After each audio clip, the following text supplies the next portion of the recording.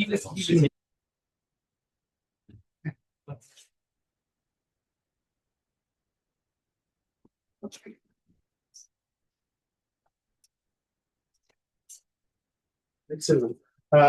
Welcome to our, as it happens, last seminar of this series, because next week has been cancelled, sadly. But what an ending to our seminar series, because we've got a great lineup of speakers today to talk to us about Serbia and Hungary and illiberalism and democratic resistance to liberalism. Now, the idea started obviously by protests in Serbia that we've been observing, all of us, with some hope in us as well, during last year, lasting up until now occasionally.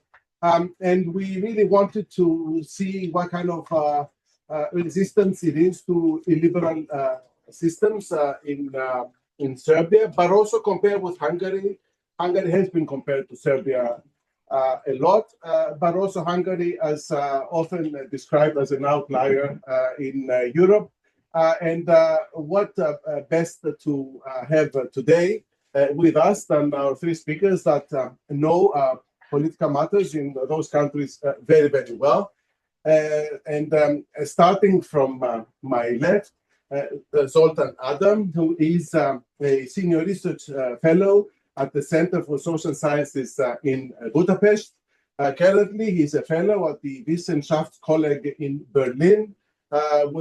He has a political economy background and currently working on a project which is about Orban, the EU's only electoral autocracy in a comparative perspective. Zoltán will start, and then he will be followed by Gordy, who is a professor of political and cultural sociology at the School of Slavonic and East European Studies at UCL in London. And we have worked with Eric in the past, and we are very happy that he's here again. A couple of his books that are very well known on Serbia include The Culture of Power in Serbia, Nationalism and Destruction of Alternatives, one, and another one on Guilt, Responsibility and Denial, The Past at Stake in Post-Milosevic Serbia.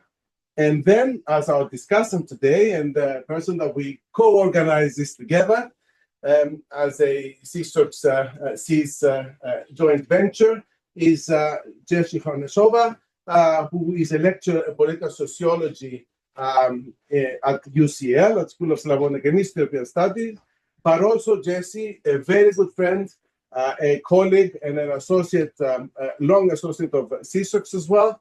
Her book is about the struggle for redress, victim capital in Bosnia and Herzegovina, a country that she knows really very well, and with also practical experience in international organizations. Now, Zoltán will start with 20 minutes, Eric with another 20 minutes, and Jessie with 10. And then from what I see here, we're going to have a very good discussion with your comments and questions, mostly questions. Okay, Zoltán, over to you. Okay, thanks a lot. If you don't mind, I might stand up. Yes, absolutely. So, and may actually step over there. Thanks a lot. So I wrote this presentation, and I hope I'm not going to be too long. And thanks a lot for the invitation. It's a great pleasure to be here, of course. So I was thinking about what kind of presentation I should bring here, and I decided that I will try to put together three things in this presentation. First, I will speak a little bit of the Orban regime itself as I see it. Secondly, I will say a few words about the opposition, the old and new opposition, as it is called in Hungary. The new seems to having a chance of defeating Orban actually next April. And thirdly, because this is about popular resistance to illiberalism, I will try to discuss a little bit what kind of political mobilization traditions exist in Hungary and what kind of relations among them can be detected and what kind of role they may play in political changes in the forthcoming period and what they did in the past 15 years of the Orban regime. So first, So at the beginning was 2006, which is not, of course, not the Orbán regime. It is the last election for the Orbán regime, 2006. This is Prime Minister Gyurcsány, who was re-elected in 2006. Actually, it was the first time a post-1989, 1990 Prime Minister was re-elected at elections in Hungary. But it was a quite a costly re-election, I would say. So there was heavy pre-election spending, fiscal expansion, which was sort of a custom. So in Hungary, traditionally, there's a pretty large fluctuation of political fiscal cycle, so to speak. So governments tend to spend a lot before elections, sort of buying the votes. Prime Minister Gyurcsány and his socialist liberal coalition, center-left coalition, did so. And after election, this is part of the cycle, there's a fiscal restriction. So there was a fiscal stabilization process in which already a few months after election, there was a public disappointment with the government. And at the top of that came this so-called Othon speech in which the prime minister was persuading his own socialist parliamentary faction of the need of fiscal stabilization. And that speech was leaked in September of that year, in the autumn of that year. And street riots actually started in Budapest for the first time since 1956. And this is the moment when the center left, which traditionally stood for liberal democracy as such, much more than the center right, I would argue, lost a large part of its credibility. So the next important date I decided to picture is 2010, when Prime Minister Viktor Orbán takes over. Very important that this is a two-third constitutional majority with which he wins the election. But so Fidesz itself, his political party, although it receives 53% of the total vote, it because of the majoritarian nature of the Hungarian electoral system, receives two-thirds of parliamentary seats, and with two-thirds you can do anything. It means that basically is the end of the system of checks and balances, because the very institutions that constitute the checks and balances are controlled by the government itself. And this is the regime, it's called the system of national cooperation, established back in 2010 by Orbán and his Fidesz party. Within the EU, that's important. So that's an elected, democratically legitimized autocracy in the EU, which means that the EU still constitutes a constraint on the regime. So internal checks and balances, not so much, but the EU does exercise important influence constraining the regime. And it's, of course, it's an interesting question at what point Orbán would decide to leave the EU. We can discuss it in the Q&A if you are interested. I guess in a Serbian comparison might be interesting to say a few words about it. Sorry. So what kind of regime is that? This is a sort of shameless promotion of my own research. Sorry for that. It can be called a patrimonial information autocracy, patrimonial in the Weberian sense. Instead of impersonal rule of institutions, it becomes the rule of persons and their kins. And it's information autocracy in the sense of Guriev and Treisman, who argue that some autocracies today are not operating on the basis of physical oppression, but basically by manipulating public perceptions. And this to a large extent applies to Hungary, and this research I with a colleague tried to elaborate on that. So this was about the regime. And let's say a few words about the opposition to the regime. First, to the sort of professional political opposition. So this is just a very simple table of electoral performance of major political parties in Hungary. As you can see, Fidesz dominates the political landscape since 2010. There's a degree of fluctuation of the Fidesz vote, but it hovers around 50%. Back in 2010, it's 53. In 2022, it's even more, 24. all the first 4 columns are general elections. So these are parliamentary elections in Hungary, the 4-year intervals. And of course, the next one is coming up next spring, 2026.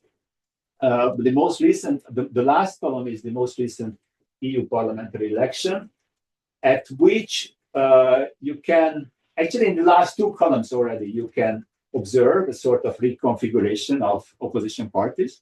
So back in 2022, the opposition, including the socialists who are in the second, the second row, and Jobbik, which is the old far-right party, realized back in 2018 that because of their division, they have no chance of overtaking Fidesz. So in 2022, they decided to come together to join forces, and there, along with 4 other parties, to be correct. And this 6-party alliance received 34% of the vote back in 2022, which is actually not such a bad electoral result, in my personal opinion. I mean, the fiscal spending, the war in Ukraine going on, so the government had ample opportunity to manipulate the electorate. So having 1/3 of the popular vote is not such a particularly bad result, but there was a huge disappointment. So uniting the opposition seemed not to work back in 2022. Our homeland is the new far-right party, which was replacing Jobbik and stays like that. So in 2024, there's yet another new situation. United opposition doesn't seem to be working. So what happens? There's a new political party called TISA, which seems to be capturing the opposition vote. And now, So this guy is the founder of TISA, Mr. Magyar, who is a very interesting character, and actually he had a chance of defeating Orbán next week. So I would emphasize his role, but watch out for him. The super interesting character. On the very first picture up there, he's standing with his wife. This is back in the early 2020s. His wife was minister of justice in Orbán's government up until about 2020, if I'm not mistaken. And very super talented young female politician. We can also discuss this in the Q&A if you want. Female politicians, I think, play important role in this machoistic autocratic regime. So she was sort of the human face of the regime, and Péter Magyar was his husband. But they divorced. Officially, they divorced in 2023. They separated a little bit earlier, and when the regime suffers a major blow at the beginning of 2024, there's a scandal of a pedophile case, person who turns out to be a pedophile, educator in a state-run orphanage, receives a pardon, a presidential pardon, and she co-signs it. She co-signs it. And she's in trouble. She has to resign. So Péter Magyar, who up until then was sort of part of the nomenclature, so he filled various kind of mid-level nomenclature positions, comes to the fore and proclaims that he does not anymore serve this regime, and goes to it turns out a very high-profile, important interview in an opposition YouTube channel, and basically establishes his own movement. And this movement receives 30% of the vote at the European parliamentary election. This is his result, and he becomes the leader of the opposition. So here he meets Mr. Orbán in Strasbourg. And so from now on, he's the head of the opposition. You can see the fluctuation of popular support for Hungarian political parties. This is the political poll of polls here, Fidesz is slightly ahead of TISA. That's a methodological issue mainly, which polls you take into consideration and with what way.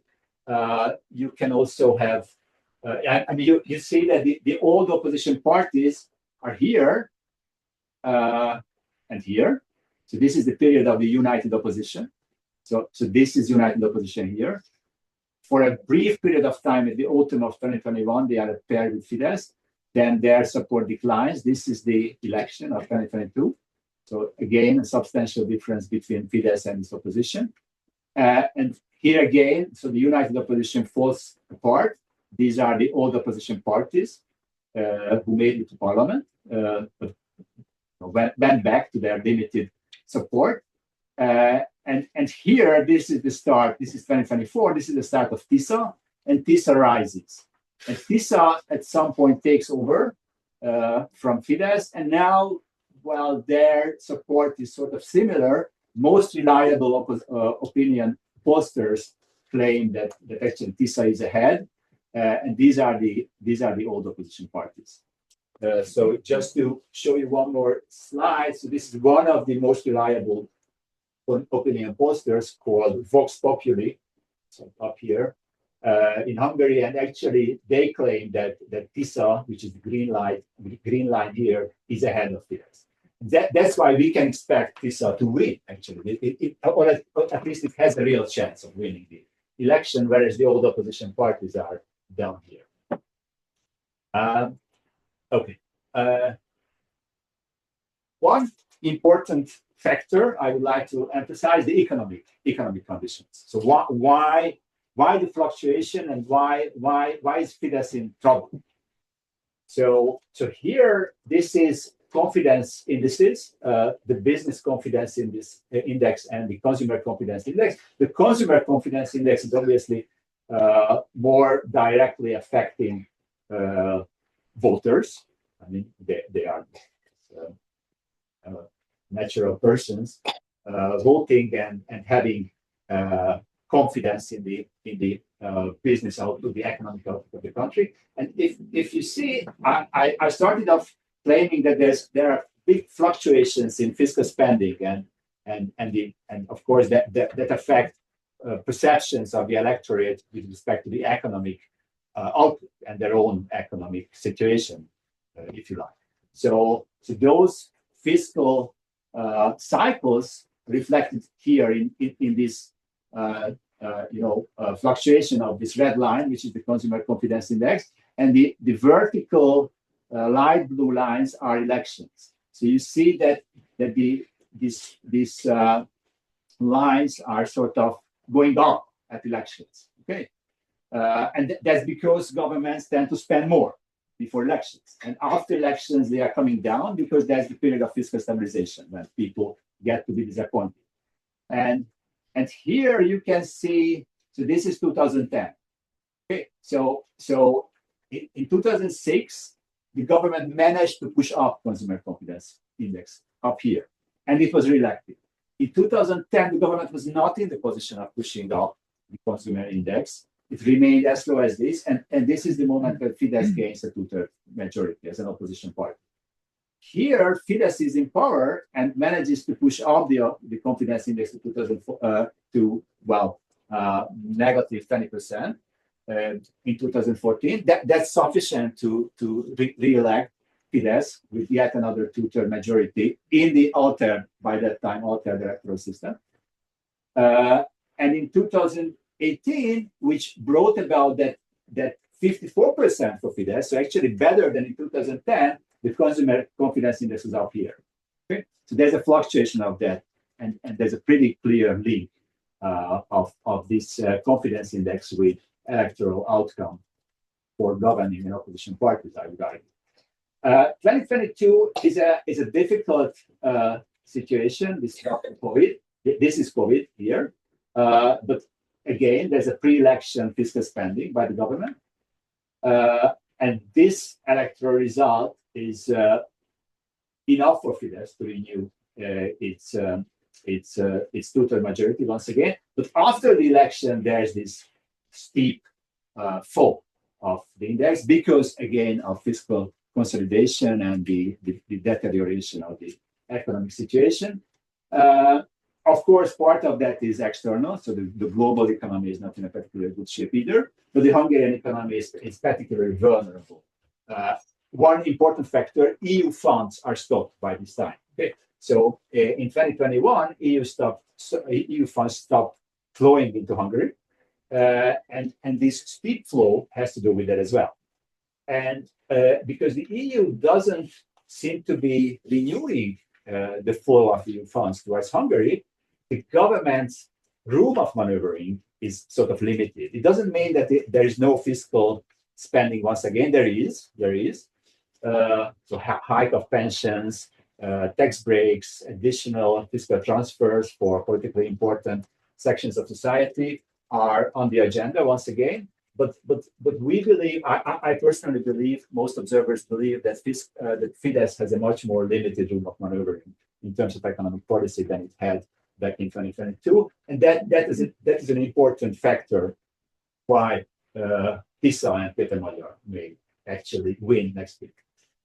And I guess I should stop talking very soon, so I will not show you all my slides. I just want to say a couple of words about ways of political mobilization in Hungary.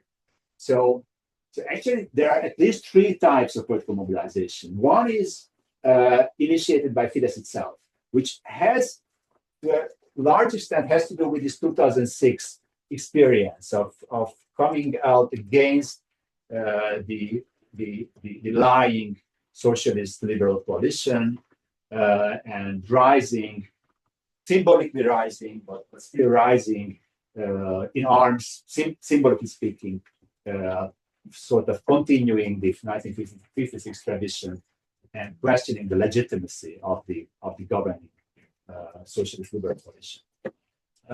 There's an opposition mobilization going on, so anti-Fidesz pro-opposition. And thirdly, and very importantly, I will not have time to discuss this in detail now. We can come back to that in the Q&A if you want. Is a sort of apolitical anti-regime mobilization. And I put here Václav Havel's The Power of the Powerless, which sort of, at least to my mind, but Professor Barton may, of course, know this much better than I do, sort of established this tradition of apolitical political stance. So the Power of the Powerless is about the rejection of the political regime without an ambition to taking over. At least when Havel wrote this, I think it's fair to say that this was his idea. He was not organizing a political party; he was organizing a resistance against the regime without the ambition of taking over, but with the ambition of expressing, with the ambition of living in truth, as he himself said, of being identical with yourself and sort of avoiding political influence as much as it was possible. And this is still present in Hungary. This is Fidesz mobilization, and this is opposition mobilization, and this is this kind of apolitical mobilization. So you've got this tradition alive from the beginning of the 2010s. This is a demonstration against an internet tax. Back in 2014, the government planned and actually gave up on it because of this large crowd on the streets of Budapest and other cities. And this is most recently, he's a public figure, Mr. Robert Pusér, who organized a demonstration before Parliament, but without the ambition of forming a political party. So this tradition is still present, and I would argue that it's very important in terms of whether or not it can be channeled into actual opposition, pro-opposition political mobilization. It plays a huge role. And Péter Magyar's Tisza has a good chance of that because although these apolitical crowds have become disappointed with the old opposition that failed in taking over back in 2022, by this time, many ways failed, both individual and collectively. The overwhelming majority of opposition civil society gives the benefit of doubt to Peter Magyar now, and this makes him a plausible contender of the regime. Okay, I guess I should stop here. Oh yeah, this is student movements, also part of this apolitical mobilization, and pride is very important. I just want to say that pride as a tradition plays a prominent role. This is Gergely Karácsony, the Budapest mayor, who successfully organized and made possible to happen the pride, which is banned by Orbán this spring, spring 2025, and turned out to be the largest pride ever held in Budapest. A major defeat for Orbán and a great victory for this kind of apolitical opposition. Okay, I think this is my last slide. So this is comparing crowds. This is October 23. It's of course the day of the 1956 revolution. It happened in October 23. And this is the pro-government crowd. This is the pro-Tisa opposition crowd, and there is a sort of a race who mobilizes more successfully. Thank you very much for your.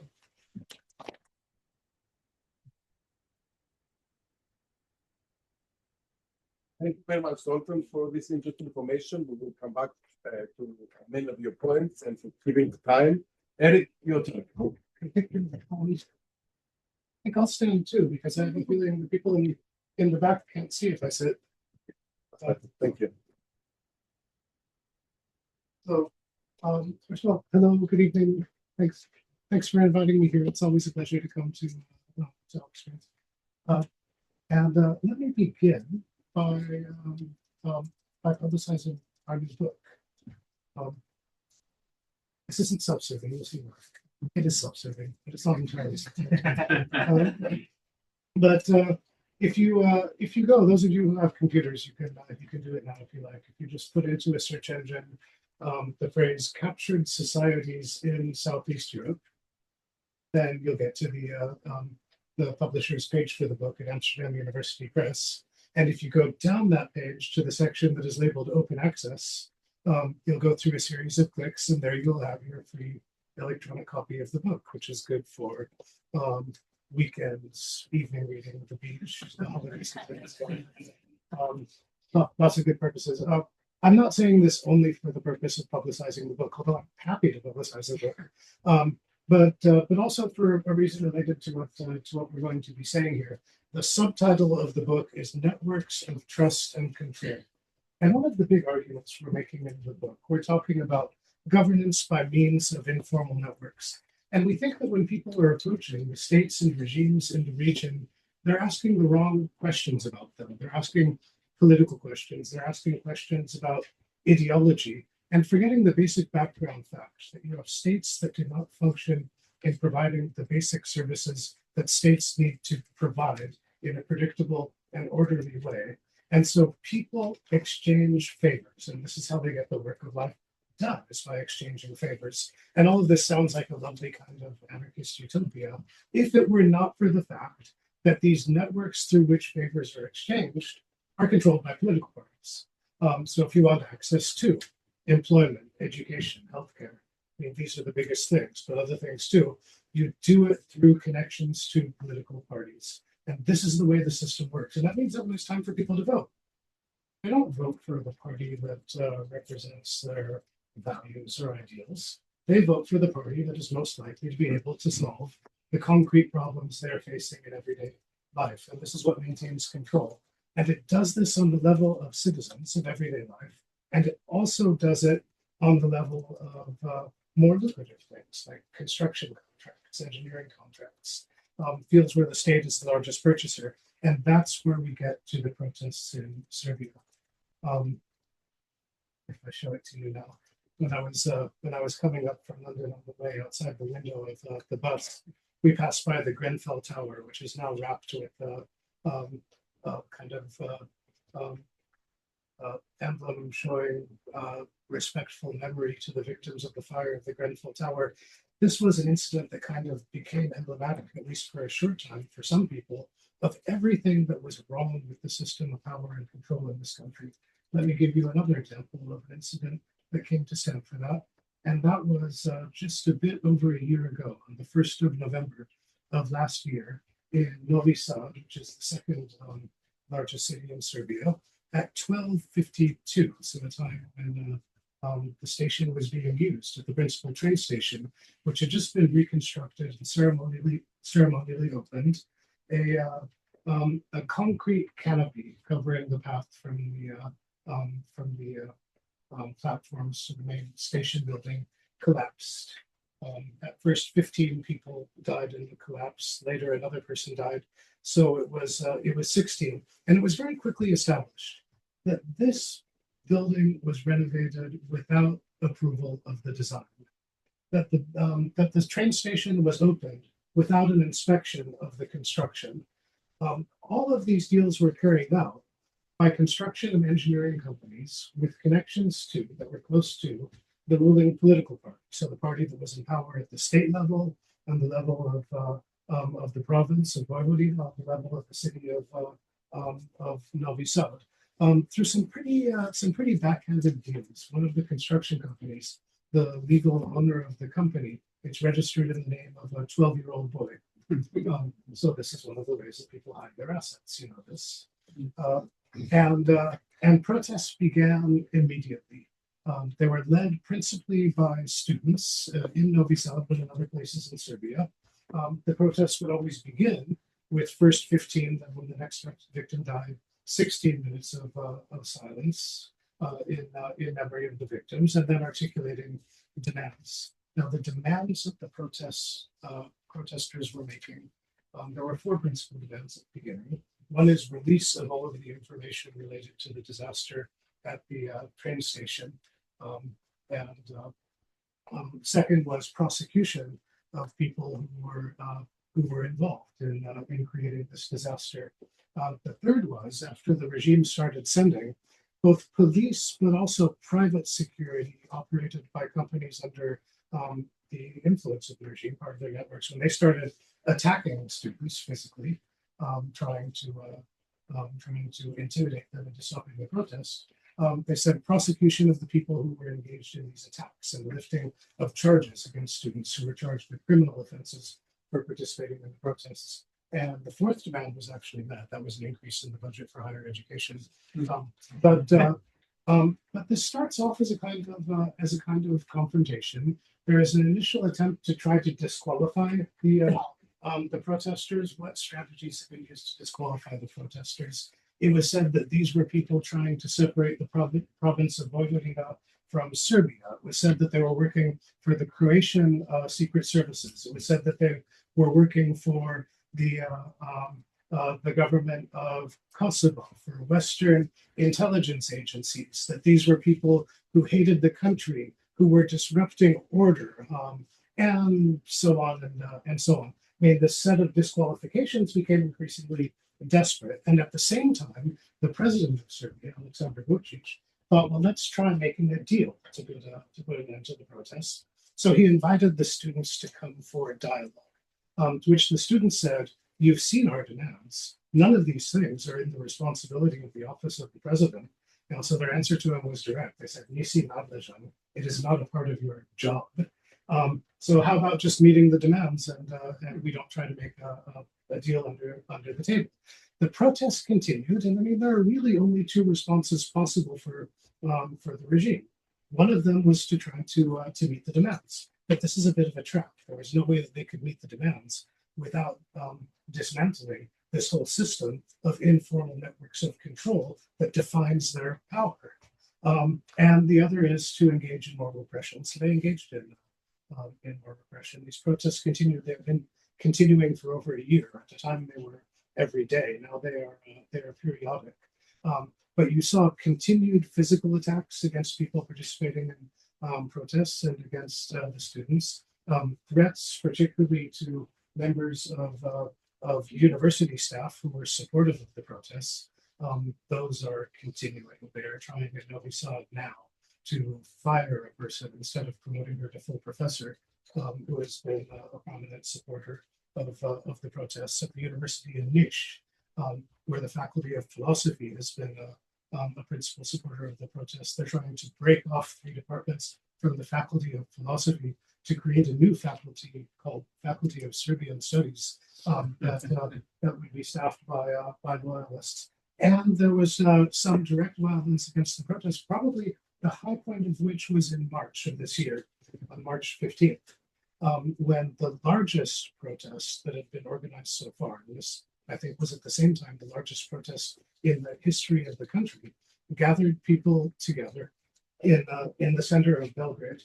And at one point, you can see this on the video. I say it's not clear what happened. It's clear what happened, but it's not established through documentation. You can see at one point there are large crowds in the street around this the corner that strangely enough is known by the name of London. But at one point you could just see suddenly this whole intersection clearing out. People are running away. And it's not entirely clear what happened, but what most people believe happened is, have you heard of sound cannons before? Yes. It's apparently they're used for a lot of things, and also for crowd control. It's a device. It looks a bit like one of those old PA speakers that emits a high intensity sound wave that is apparently just intolerable for people who are within its path. So the belief is that this weapon was used against the demonstrators by the police or possibly somebody else on March 15th. I mean, the regime denies it. We don't have this established in anything like a court decision or a finding or a document, but I'm just going to come out and say that's what happened. You've seen this similar sort of thing. Now, one of the things that this means is that the protests have moved away from the 4 demands that initially motivated them last November and have become a protest for 2 things in particular. One is a protest against police and para-police violence, and the other is a demand for the calling of early elections in which the government could be replaced. Now, I want to say a little bit about the possibility of these early elections and what could happen there. In my view, it's really a gamble to call for elections in a state where you have a regime in power that has a long and distinguished record of committing electoral fraud of different types. Okay, so the chances are not good, and we've already seen some fraud probably in some local special elections that have been held in the meantime. But the other thing about these elections is here is the idea on the side of the protesters, and that is most of the opposition parties have said that they will stand back in favor of an electoral list that everybody is calling the student list. So a list of candidates that would be assembled by the student plannings at the various universities. And if you want to go by survey findings, but I think be suspicious of survey findings here, there's an indication that a pretty large majority would vote in favor of the student list. I mean, at the height of sympathy for the protests in February of this year, you have over 70% of people saying that they supported the students. So this is, I mean, if over 70% of people say yes to a question, this is the kind of finding that you only get if the question is, do you like chocolate and puffins, right? I mean, it just doesn't happen. But there's a catch. First catch. The protest is led by student groups, but the regime has formed its own student group, which first they called Students 2.0, and then they called the Students Who Wanted to Study. This group was sort of the spearhead in setting up this tent encampment in the park that stands in between the building of the state presidency and the building of the parliament in the center of the city of Belgrade. They've taken over this park, so for the last year, you can't take your kids to the park or walk your dog or anything because it's filled with armed people in tents who originally said they were students, but I'm sure there has not been a student in that park for a very long time. These are basically, how should I put this politely, big thugs. So So there is, I mean, the presence of this encampment is there as an ongoing threat that if anything happens that could threaten the existing power, there will be violence in the streets. It's a promise of violence in the streets. The other thing that will happen is suppose the students do come forward with their student list to oppose the governing party in an election. This is the strategy that the regime takes with this sort of thing. They will form a whole bunch of alternative student lists. So there will be the student list, the list of the students who want to study, the list of the students who want to go for coffee, and so on, trying to dilute the support for their opposition. But there is another point here too, because I already said we're talking about a group that, at least according to surveys from earlier this year, has over 70% support. This means a very, very broad coalition is coming out in favor of the students. And here's the thing about a very broad coalition. Broad coalitions contain in them people who you would like to see have more influence in public life. And they also contain the other kind of people. So there is some real contestation about what political group and what political tendency will have control in this student-led movement. And I think part of this could be competition between the student plenums at different faculties. So philosophy, dramatic arts, and political science are very much into the democratic side. Philology, law, and of course theology are putting forward some people as speakers at the protests and so on who are pretty fash people you would not be inclined to support. And if they become prominent in the student list, then pretty much everybody that I know will not support the student list. Now, the other thing that is happening from the beginning when they started demanding elections, there was the implicit promise that a student list-led government that was elected would be a government with a set term of existence, 12 or 18 months, and with a specific job to create the conditions for free and fair elections to be held to succeed them. And this sounds like a very good idea.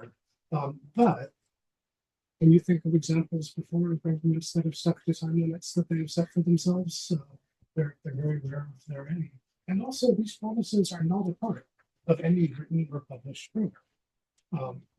People believe that they will do this, but there will certainly be people who don't have any reason to believe that they will do this. And then you will probably see the kind of opportunistic behavior that people engage in when they occupy positions of power, especially for the first time. What can I say? The last time that I was in Serbia to observe things directly was in July. And this was a time when the police forces were displaying their power very aggressively, and it looked like the protests had quieted down. They revived more, I think, when the behavior of the police started exceeding some implicitly understood boundaries. So they're very much alive again. The anniversary of the disaster at the beginning of this month was a moment for them to become more alive. I expect that what I'll see when I go again in a couple of weeks is this very polarized environment with a lot of encouragements to silence that people may or may not resist. But I can say this, that one consequence of the protests has been that the legitimacy and acceptability of the regime in power have been broken. They simply do not have it. What I do not know and can't say is whether this will have any consequences, because I think we all know that regimes can last a long time without public acceptance and without legitimacy when they control a lot of things, especially the use of force. So maybe I'll try to end it now on that happy note and say there are a lot of other things that we could discuss, and I'm very, very happy to try to address anything you might want to raise in the discussion. And if anybody thinks that I have been terribly wrong or tendentious about anything, you are entirely welcome to say so, and we'll talk. Thanks for your time and patience.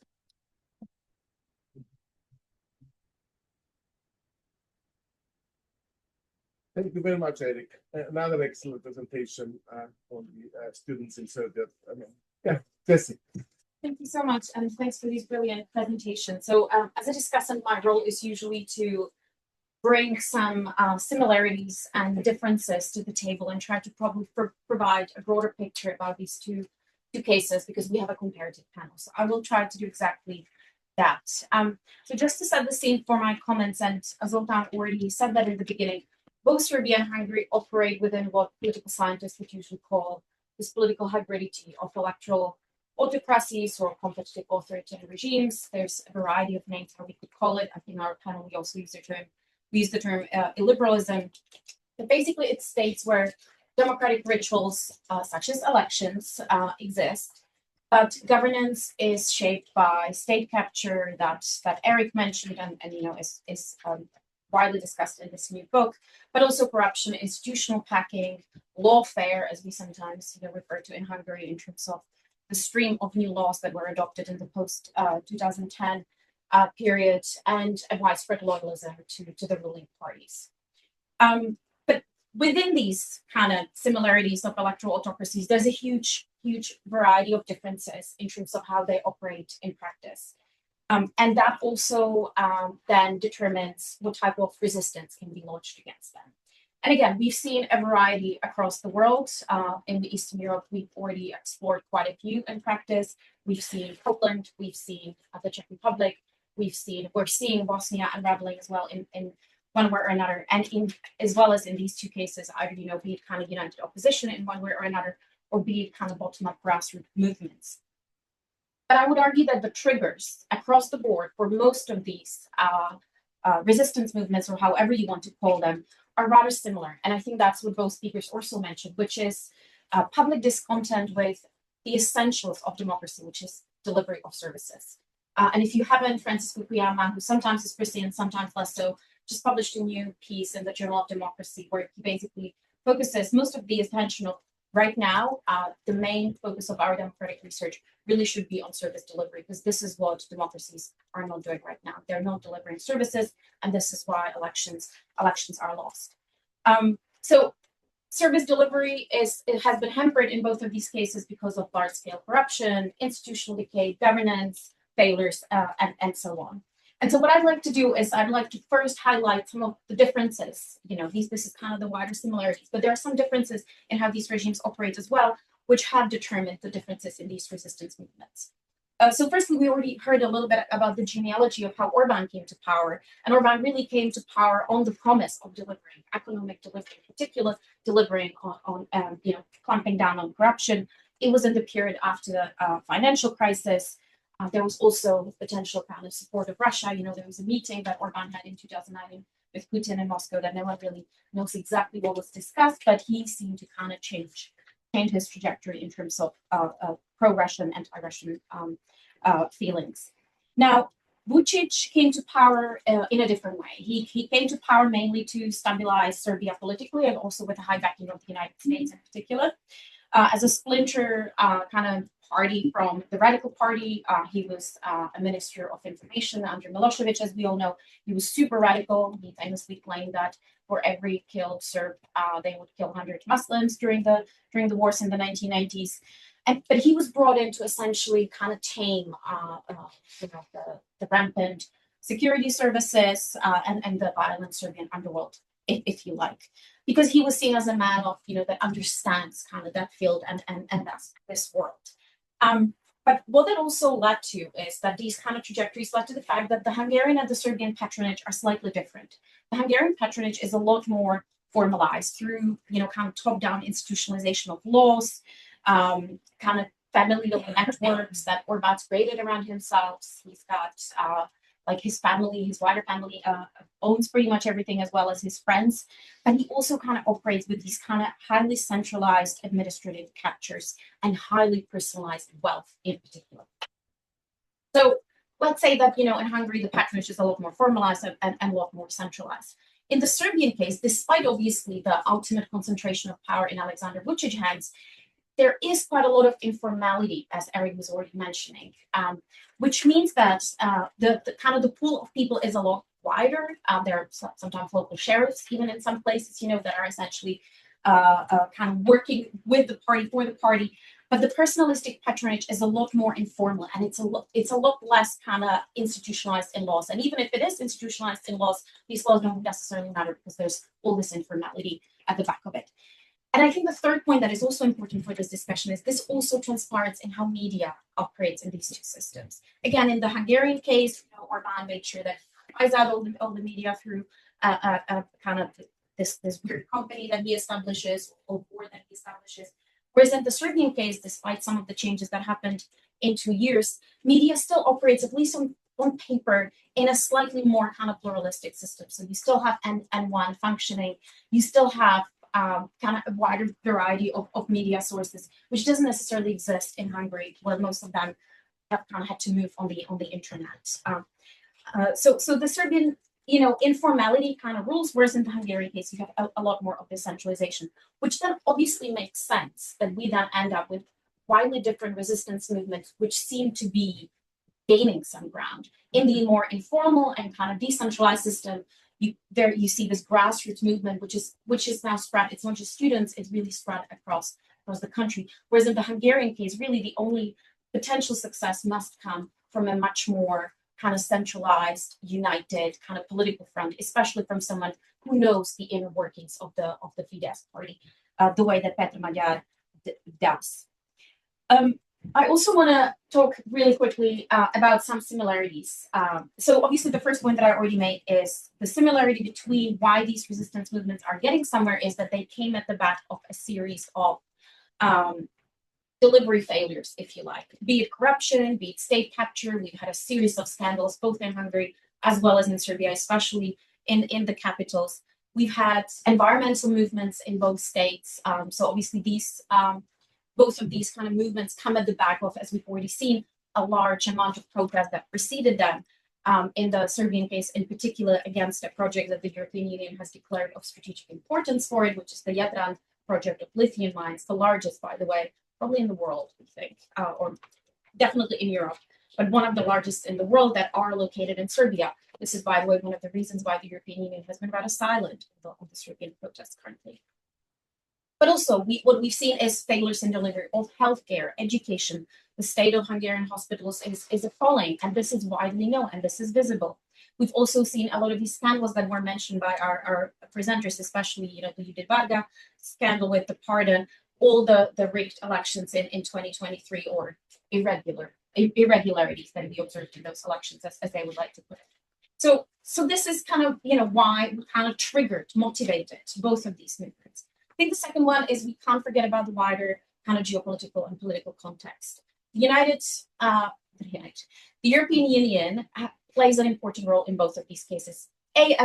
As a bank, as a financial kind of source for the Orbán wealth, as well as for a lot of the Vučić projects, if you like, and also Vučić has been seen as this guarantor of stability. So the European Union has been rather complacent with his rule. But it also comes at the back of the fact that we would have probably seen a lot more violence. There's been quite a lot of violence in Serbia, but I think Vučić is tempering his violence quite a lot because he is within this orbit, and at least he's faking or pretending to want to enter into the European Union. I've had a few interviews with senior SNS figures who basically told me that they would not be unhappy if Serbia never joined the European Union, verbatim quote. So make with that what you want, but I don't think there is any kind of rush towards the European Union on the Serbian side. But I think what's also changed is Ukraine. First COVID. We saw the strains of public service delivery that COVID has brought about.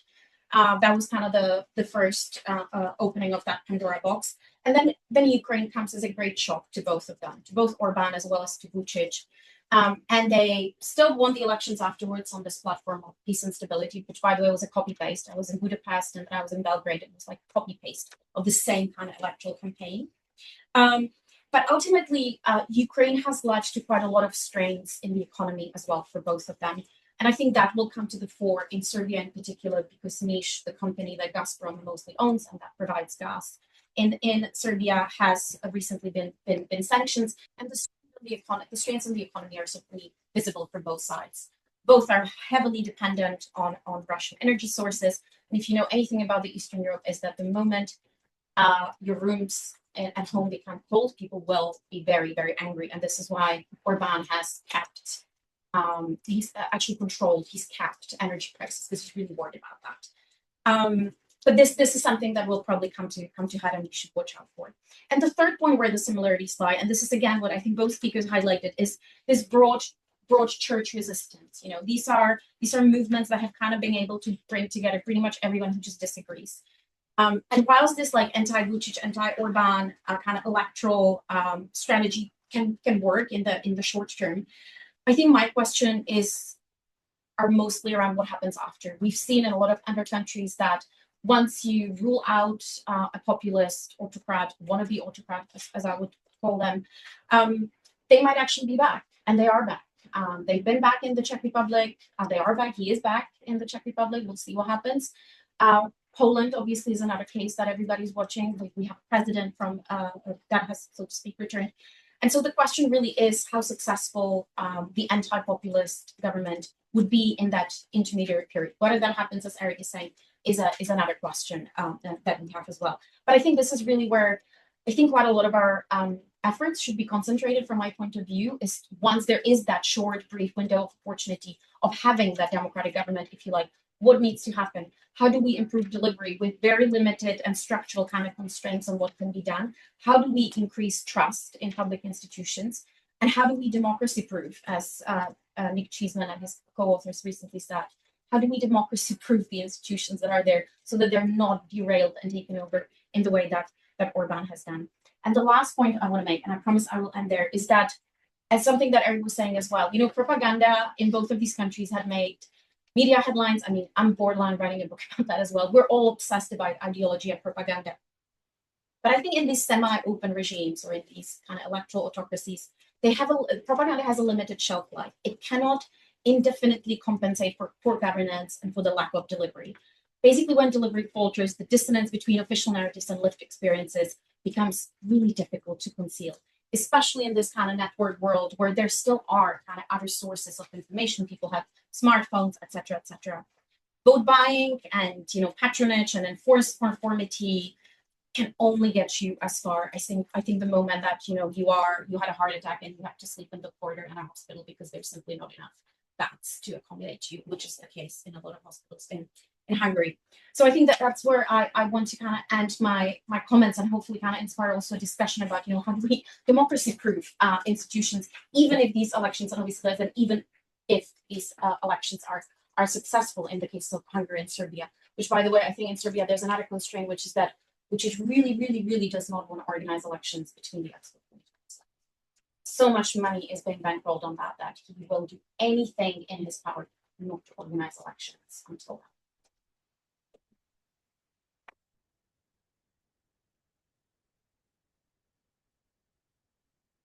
Thanks to all three of you. I would say quality amazing, but also one of the most disciplined panels that I've ever organized.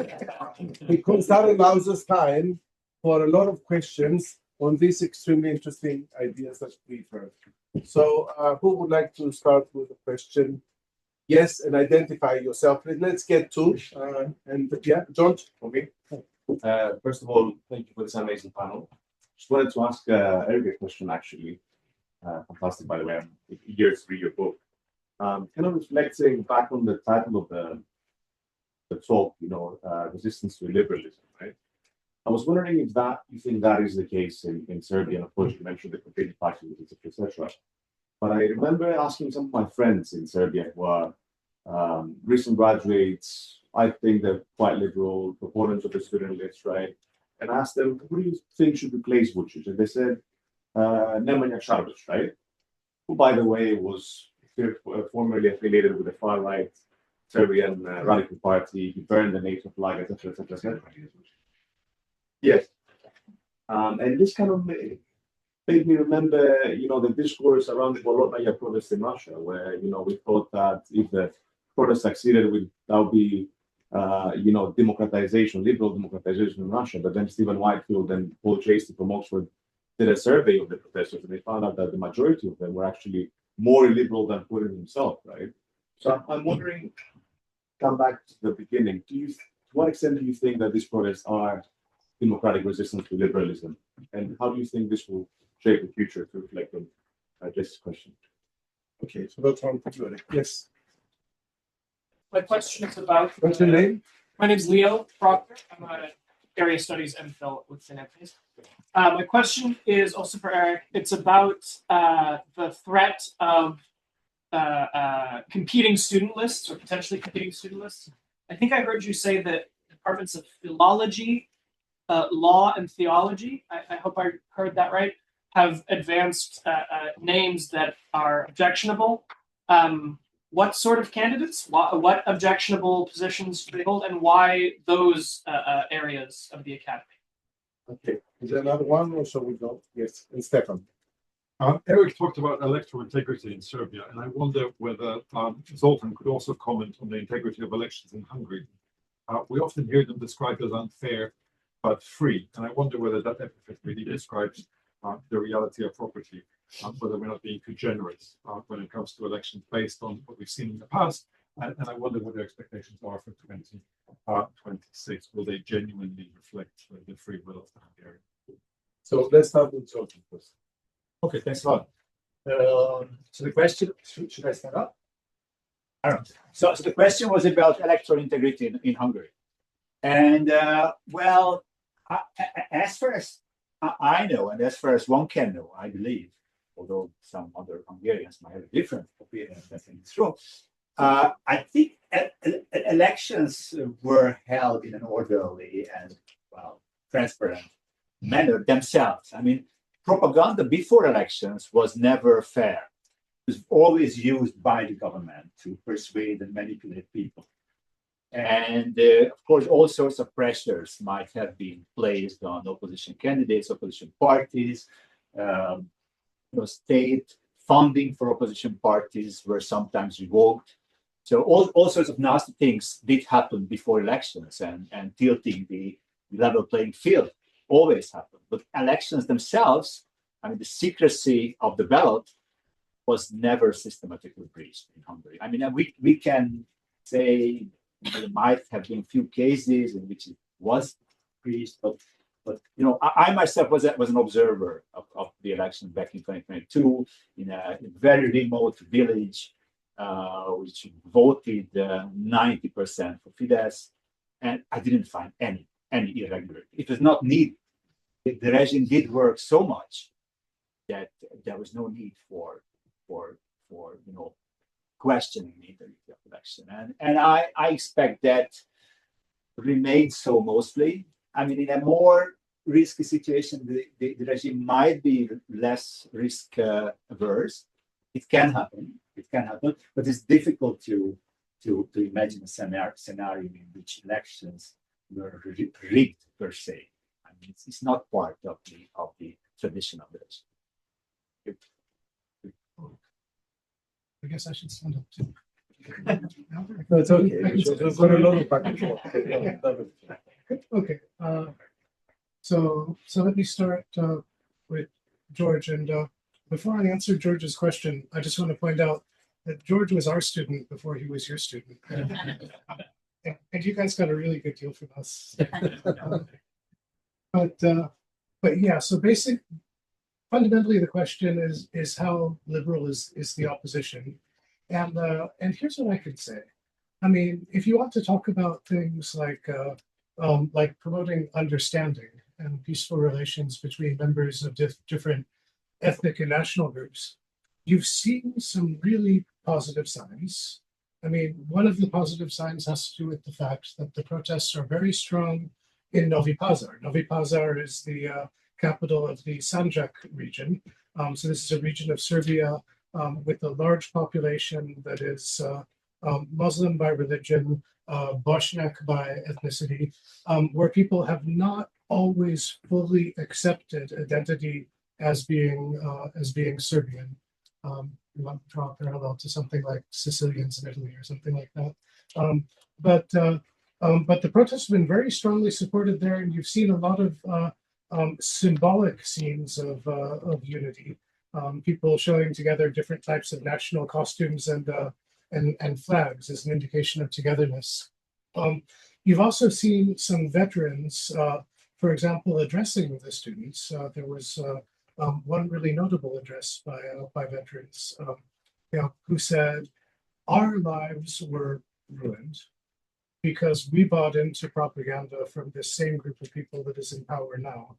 And we want to warn you about that." Having said that, numerically, this is probably not the largest group of veterans.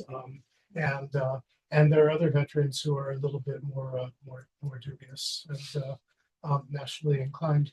And generally speaking, in terms of these so-called national questions, these ones that are really the ones most inclined to divide people passionately in the country, I think what you'll find is most of the students will say, "These are not our questions.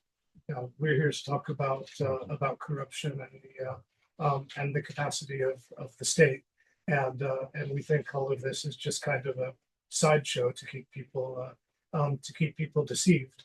But there is another more vocal group that takes positions that are really as aggressive as those taken by the regime, which is where we get to Leo's question: who are the objectionable people? Let me talk about just one.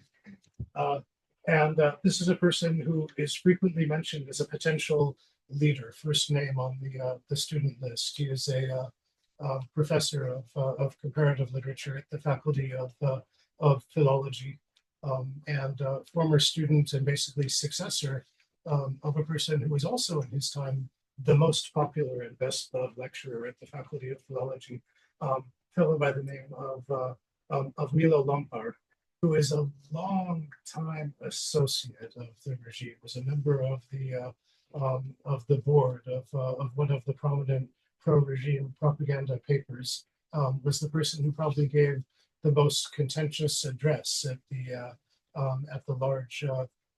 large protest meeting in June, where he talked about the regime. I mean, basically in terms more extreme than ones that were used in the 1990s. He talked about, the nation and the people as being threatened, including in places where they had not previously been discussed as being threatened, like in Macedonia. So these are the kinds of figures who also have a kind of broad current of support, including among some parts of the students. And I think if that group comes to be dominant on the student list, then these polls of people, if over 50% of people are saying they'll vote for a student list that doesn't exist, that number is bound to go down a bit once it does exist. And some people don't like some of the candidates, and I think it'll go down by a lot if those sorts of people are on it. Thank you. Jessie, do you want to add something?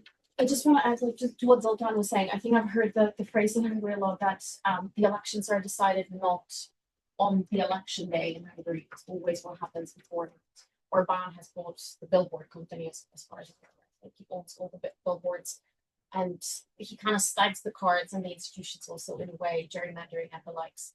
So the elections are, and I think that's what the fair kind of stands for. They are free, that there is not the likes that we see in Serbia where people are literally bussed from places. Suddenly an Obstina, suddenly has acquired 300 people and no one knows where they came from, right? So that is not happening in Hungary. But I think what I've heard is that the fair is because of what happens before the elections.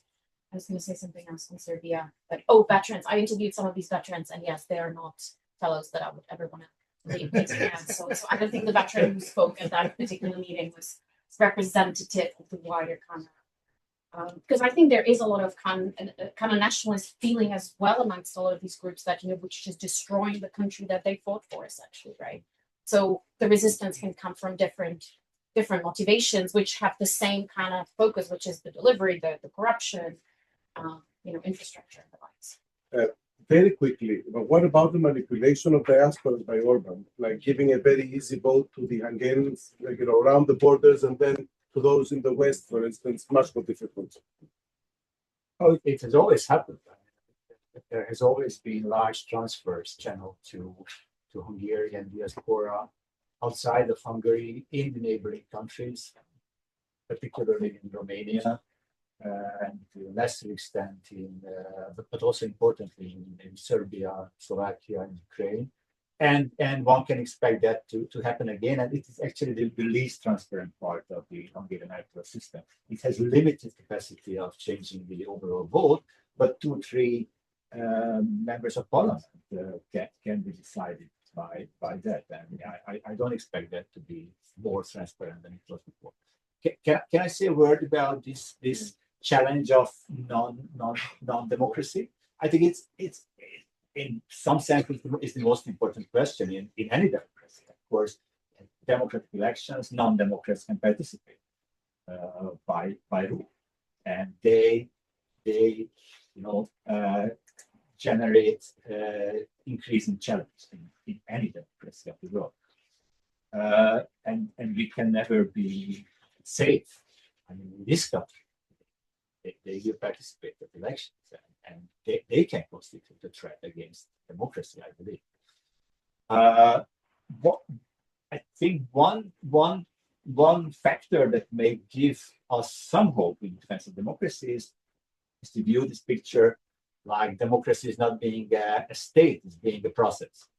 And in this process, I mean, democratic deliberation as such being a process, in a Habermasian sense, it is the rational space for arguments back and forth.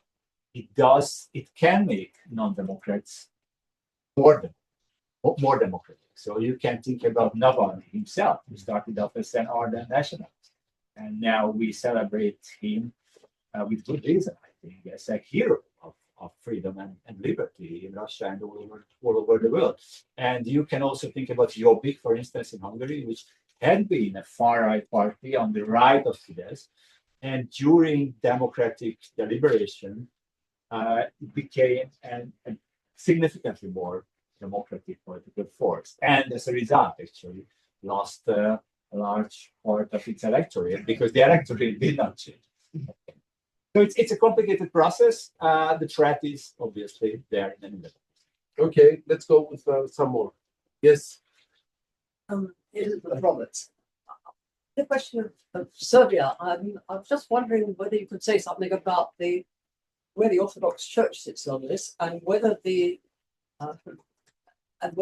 Kosovo issue plays into it. I'm thinking quite a lot of what you say, Jessie, about the way in which people can be very united in terms of their opposition to an autocratic regime, but absolutely when it comes, the challenge is really they are successful. Is how that has been the single sort of glue that's kept them together. And actually, you have a whole lot of different views. I happened to come across a whole lot of Serbian students in Slovenia in the summer who were holding a congress there because they were opposed to Vučić and wanted to hold a seminar outside Serbia. But I was very surprised at the positions that some of them took on Kosovo, because we tend to think of people who are opposed to Vučić as liberal, as most people say, but not necessarily so at all.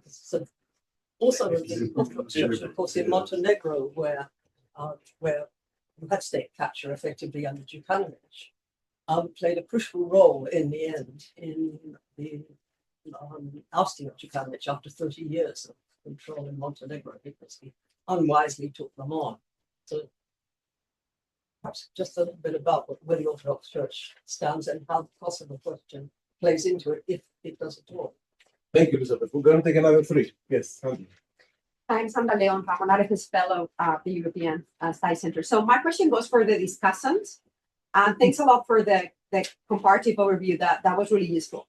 So one of the most standard models of accountability in political science is that when governments do not deliver, they are ousted from power. And you mentioned in your discussion that actually these governments are struggling to deliver. So my question is, does it mean that despite eroding institutions, weakening certain institutional rules, checks and balances, these governments might eventually fall and alternation of power happen as it happens in liberal democracy? So there's a bit of a tension there that I would like you to develop. Thank you. Thank you. Yes. Yes, Johannes Fühler from the Center for Social Legal Studies. My question is to Zoltán. You categorized the democratic protest in 3 groups, right? And then earlier this year we saw judges in Hungary demonstrating, I think, for the first time meaningfully since Orbán took power. How would you fit those in these categories? Because from what I understand, they're not aligned with the opposition. It would be maybe problematic itself, but then they are maybe apolitical but not powerless. So how do they fit in this? Okay, and Tim, and then we'll go to the next round. Thank you for three very interesting presentations. The question of Eric and the question of Zoltán. So Eric, I have vivid memories of walking with the students in Belgrade in 1996-97. They were also showed incredible tenacity. In fact, they greeted me by saying the Czechs only lasted 37 days in the Belgrade Revolution. It was day 109 in Belgrade. Now, my understanding is that Cheddar Jovanovic has come out broadly in support of the protest, but Cheddar Antic, the other leader at that time, has been critical of them. My question is there a very strong sense that we, particularly at Belgrade, the university, other great universities, have this tradition of student protest, as at the Sorbonne, as at Berkeley, as at Peking University, because of the 4th May 1919 protest? Is that an important factor in these demonstrations? And to Zoltán, it's really Jessie's question. Is the Hungarian opposition, particularly Tisza, looking at the problems that Poland in particular has come into? What Stanley Bill and Ben Stanley have called the post-populist trilemma, when you want to be rapid, effective, and legal, but you can only be two of those three. If you're rapid and effective, you're not going to be legal. If you're legal and effective, you're not rapid. Jarosz Kisz calls it the legitimacy and legality dilemma. Is Tisza, which, as we say, has a good chance of winning, trying already to anticipate those difficulties? And if so, what's going to be their answer to it? Okay, so let's start with Jessie and then the rest. But please bear in mind that the time, because there will be more questions and we need to hear more and more questions. Okay. So. Thank you so much, Sandra, for the question. So, firstly, what these regimes so far have operated on is what Catherine Stokes has called this kind of perverse accountability. It's the other way around. I think you actually write about it in your book as well. So where it's no longer about the accountability that you deliver, it's more about that the people the parties hold citizens to account. It's the other way around. Parties hold citizens to account by distributing benefits. So what Zoltán was kind of showing is public spending kind of goes up before elections, so buying up votes, etc. But also leveraging threats. And so this is kind of the perverse accountability in which they have operated. But I think exactly what you're saying is kind of happening, that in these kind of semi-authoritarian regimes, or whatever you want to call them, they actually still do operate under the semblance of the same kind of norms, that this perverse accountability is wrong. It shouldn't be working this way. It should be working in the same way as it does in the West, right? Because the West is, until recently, has been seen as normal.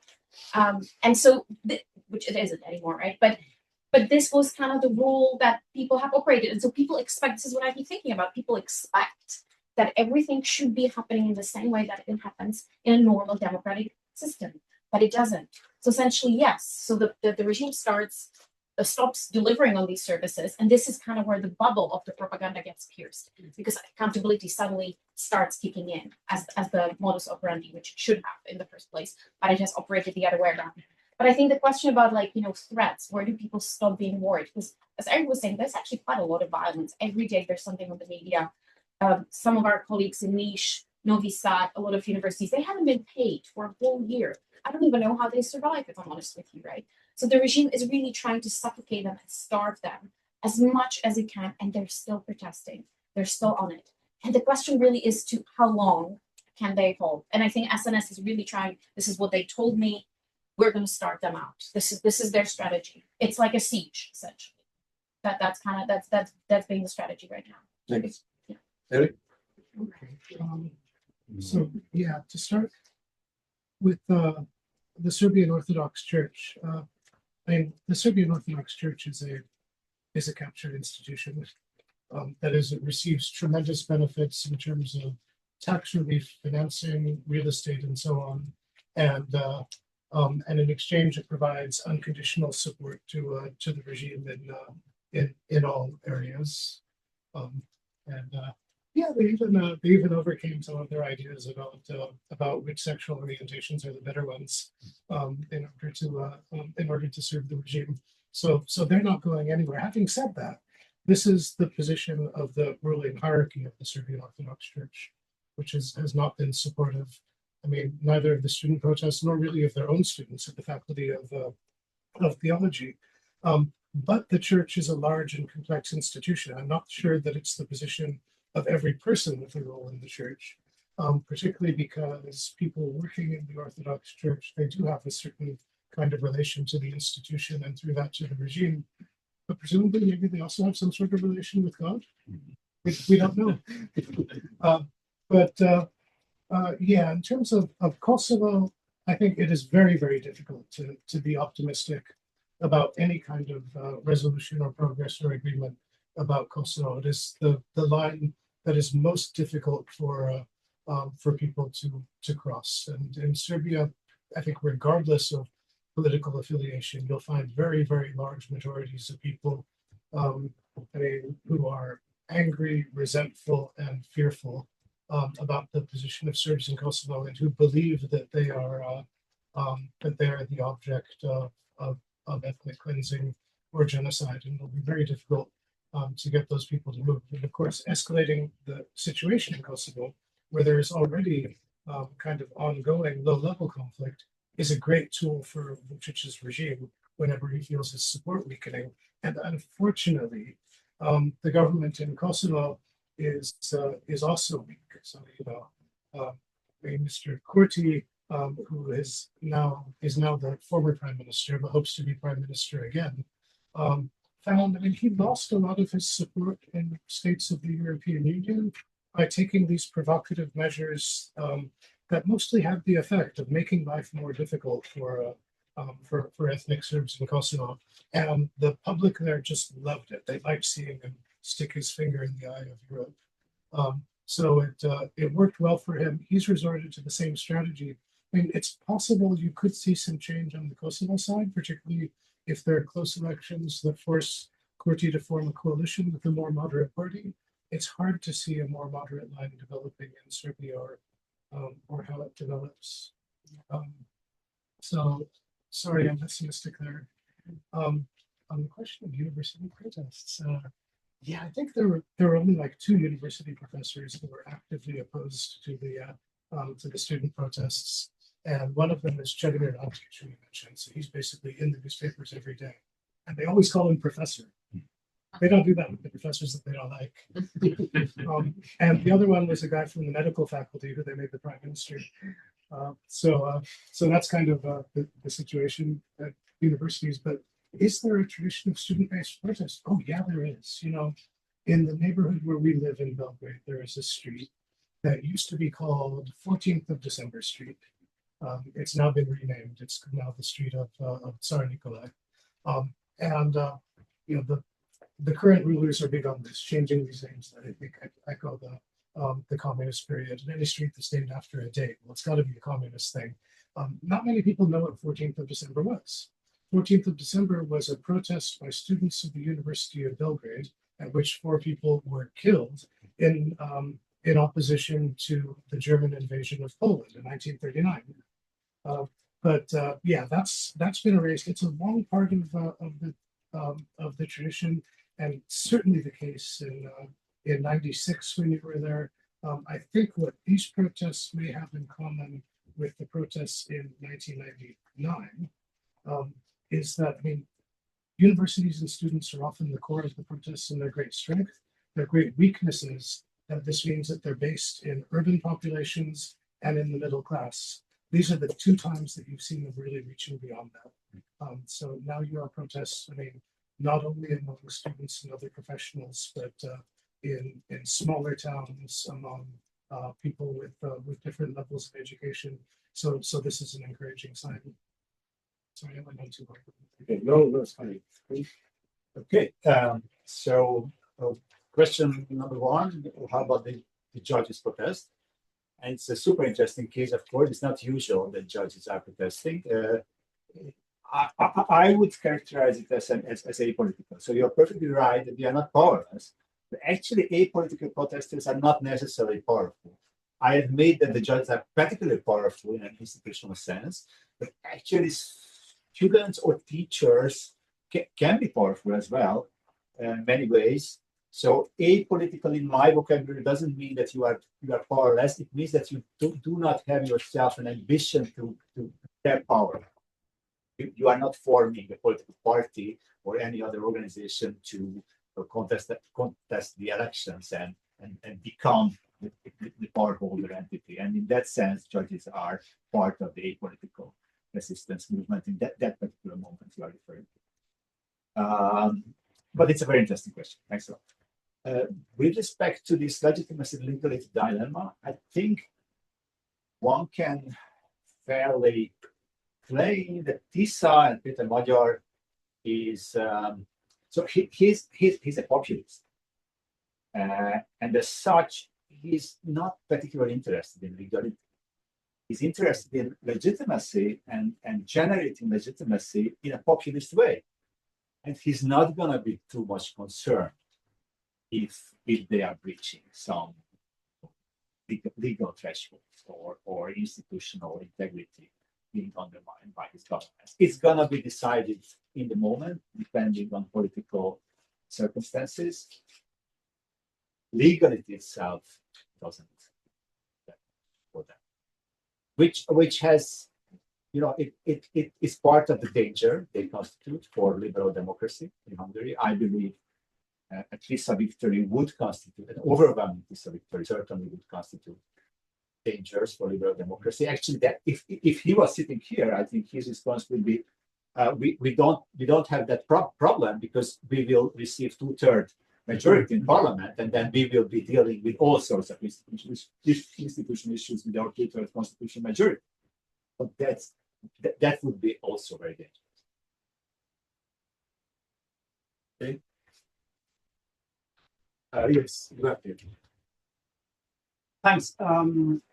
So you have described very well the electoral sort of the traits of this electoral authoritarian regime. So at the same time, you kind of argue that the opposition has a chance. So I guess my question is, how ready do you think that the regimes are to accept defeat and provide a smooth transition of power? And then more specifically, so it's also been described how, I mean, basically you have here two opposition movements that are recent, they have little institutionalization, but at the same time, you have described two regimes that have a strong control over the state apparatus and that through networks or patrimonialization. So basically, how much can this opposition, if they reach power, deliver when the state apparatus won't disappear overnight, will still be controlled, I guess, by, there will be an inertia from the previous regime.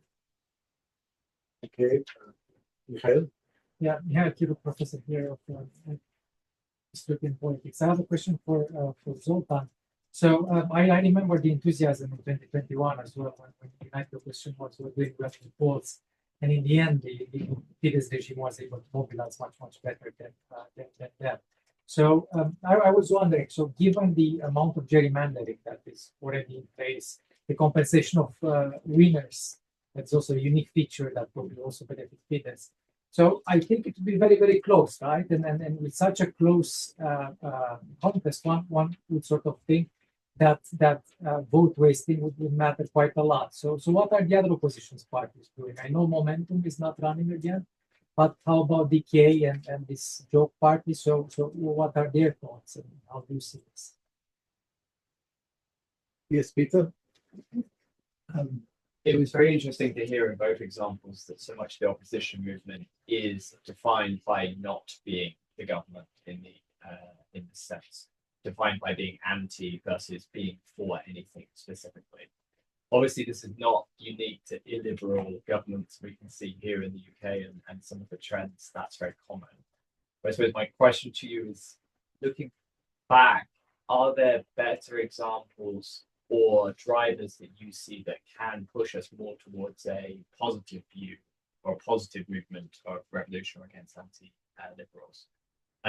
Or is this the norm that always needs to happen to get enough to overcome it? All right. Okay, and Paul. Thank you very much. I'll return to something that Jessie said, which links these two papers, and that's a very kind of close and dependent relation on Russia. How does that Russian dependence play out among kind of resistance circles?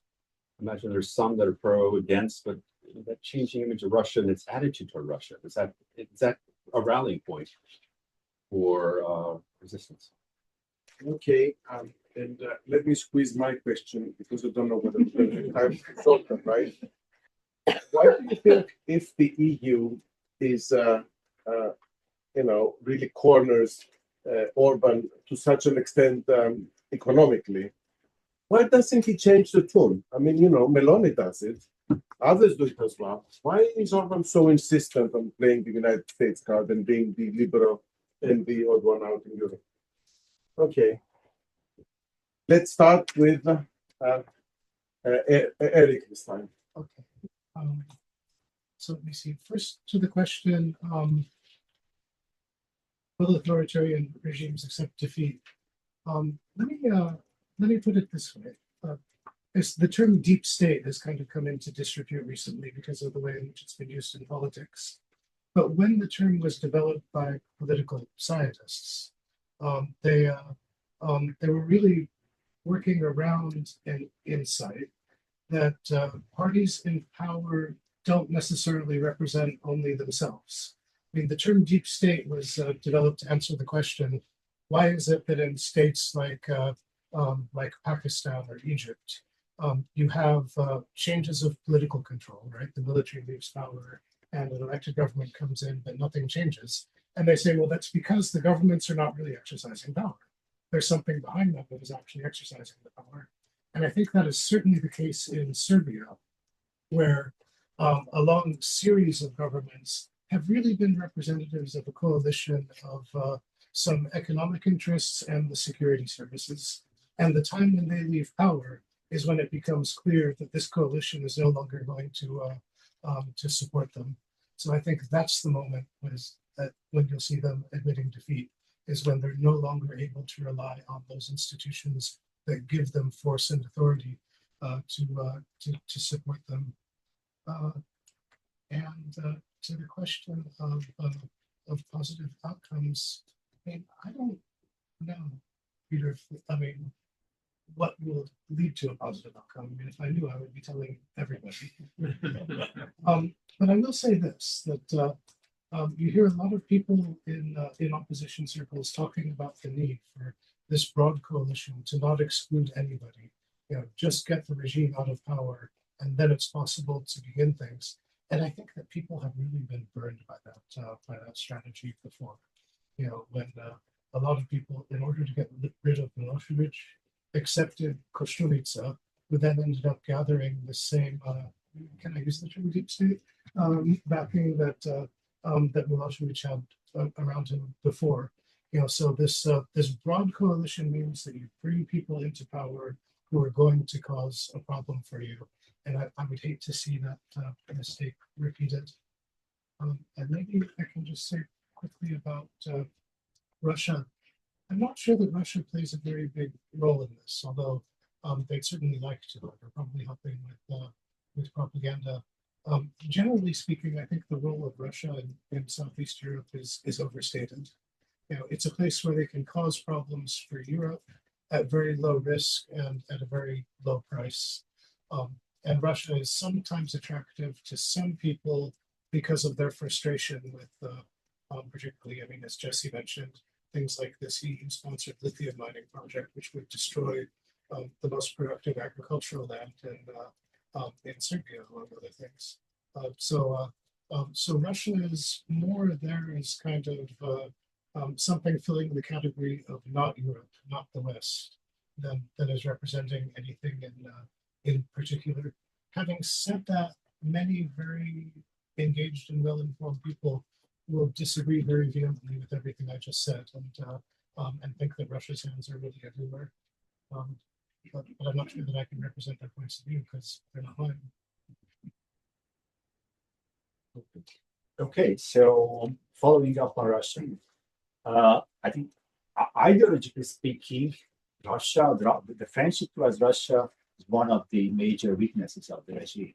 Russia traditionally is not particularly seen as a friendly power, although the regime did a great job in transforming public perception. So if you look at opinion polls, that you will see that Russia's popularity and acceptance has dramatically risen the past 10 to 15 years, along with actually China, and along with the decline of the US, and to some extent also Western Europe, to a lesser extent also Western Europe. So the regime did a good job at that, which is quite surprising, but still, nevertheless, claiming that the Ukrainians should give up and should give in to Russia, and it's insane what they are doing. Basically, the government says that it's still not very popular.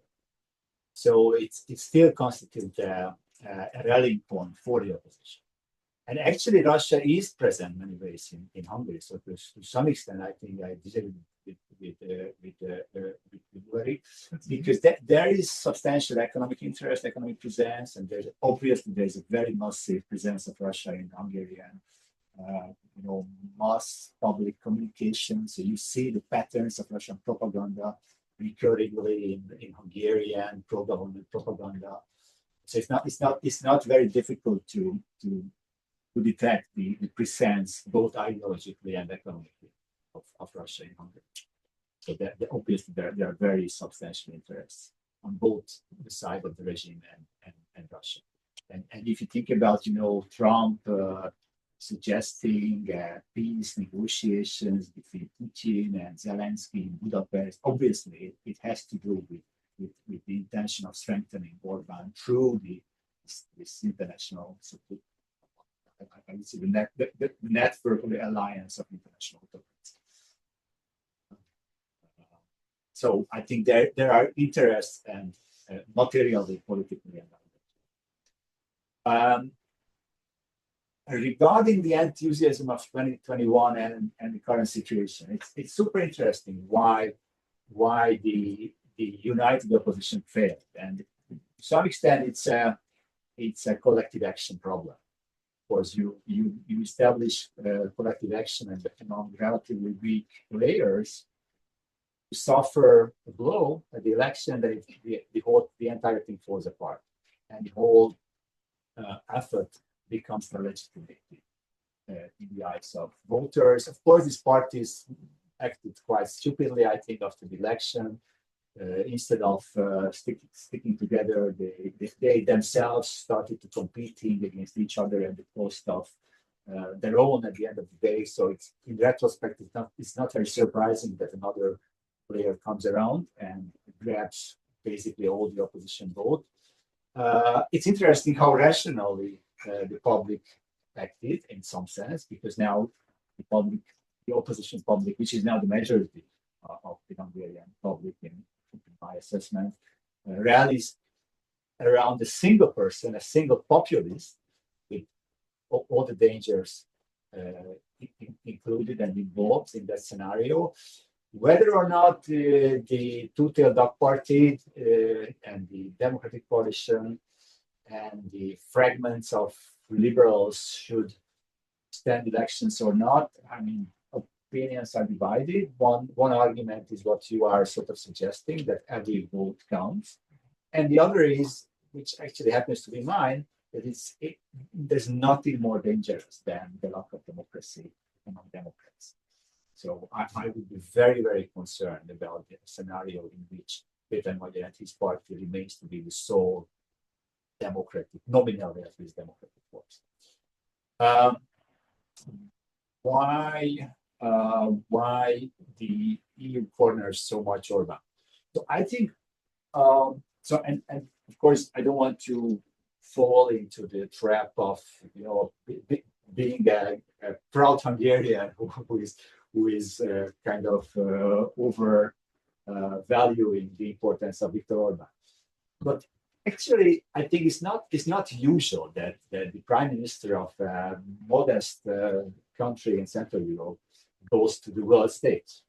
So I think he did a fairly impressive job in that context in the past 15 years.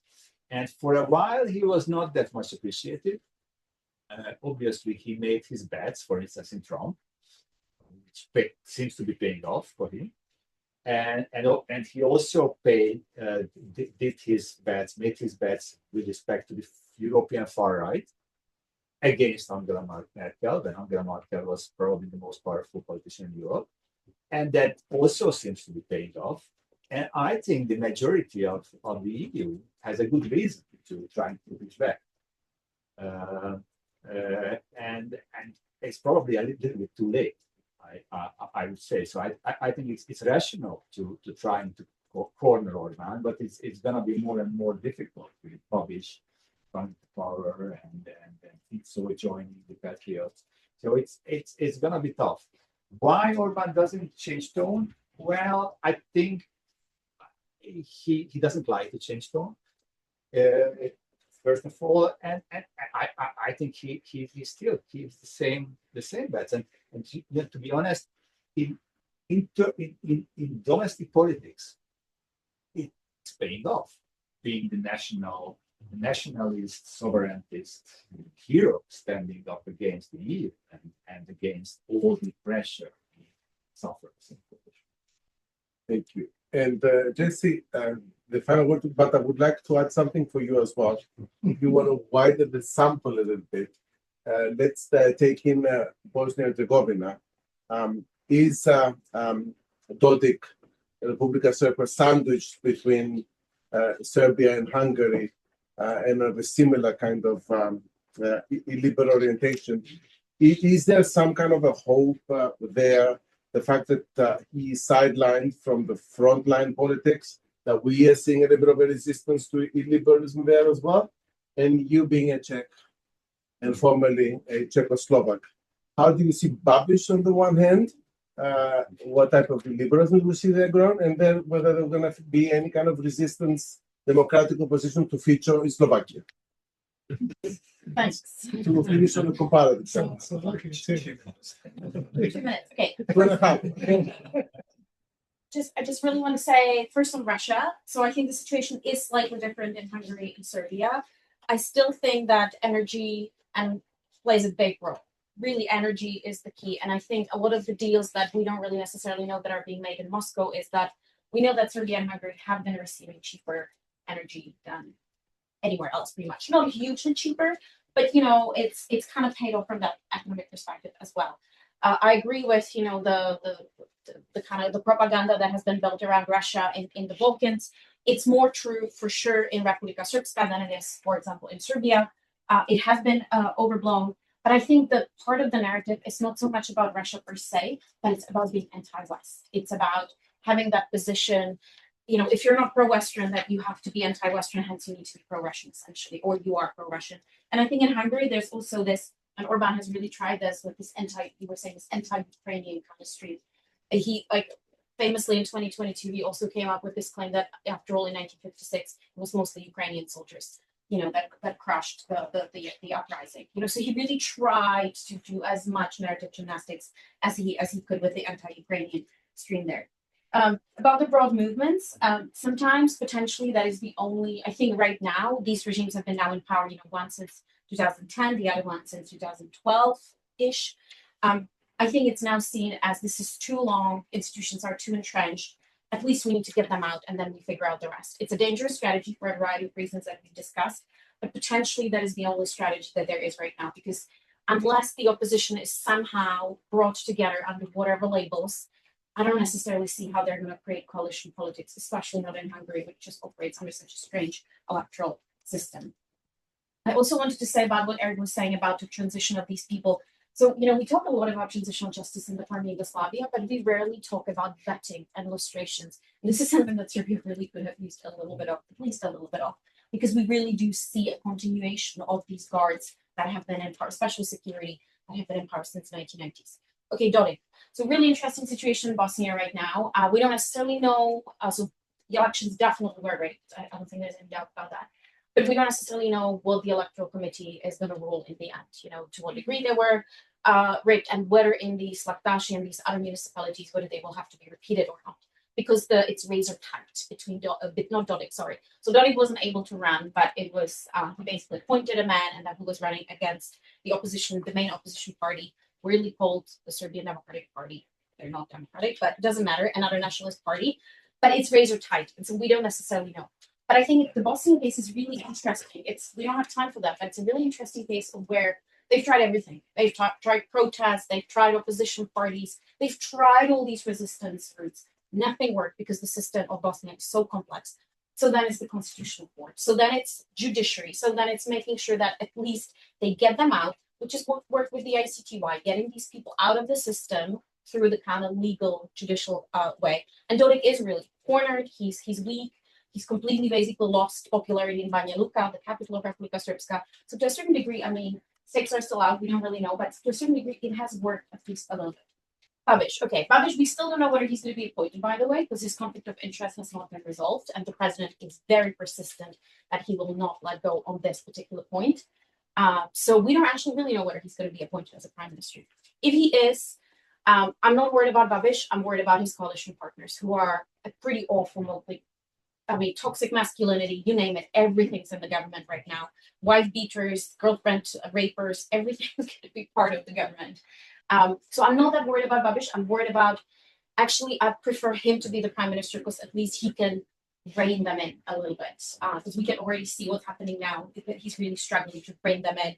He's controlling them in the media because they're saying some pretty awful things. Fico, oh my God, where do we even start with that? So obviously Fico has been emboldened by the assassination attempt, and he's kind of, I think that has radicalized him in many respects as well. But the progressives are really rising in the opinion polls. They really have a good chance because for all of these reasons that we've discussed tonight, Slovakia is not doing well, mostly for economic reasons, but also stability, security. Although Slovakians are more pro-Russian, if you like, than the Czechs, there is quite a lot of grievances regarding kind of the geopolitical pivoting of Slovakia as well. And the progressives really are, for the first time, doing pretty well in the polls. So there is hope there, I think. But Fico will fight stronger than he ever has because he has been radicalized through. Okay, and thank you so much for all three of you. I mean, I'm leaving the room with a little bit of hope that there is some resistance to illiberalism in Central European countries, when in Western European countries we are actually seeing the opposite route. You can never make sense of how Europe is doing, But it's been terrific having all three of you with so much information, richness, excellent comparative points. We learned a lot, and please join me in thanking our speakers.